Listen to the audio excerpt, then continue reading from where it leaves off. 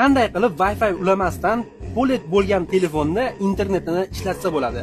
Qaranglar, o'rgataman, lekin hech kimga aytmanglar.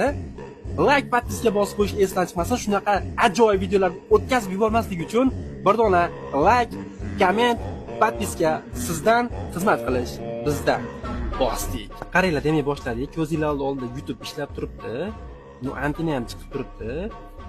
Xo'p, polet yoqamiz, Wi-Fi o'chib, ko'rib turibsizlar. Endi qo'ng'iroqqa kiramiz. Yulduzcha rishotka, 46, 36, rishotka, yulduzcha.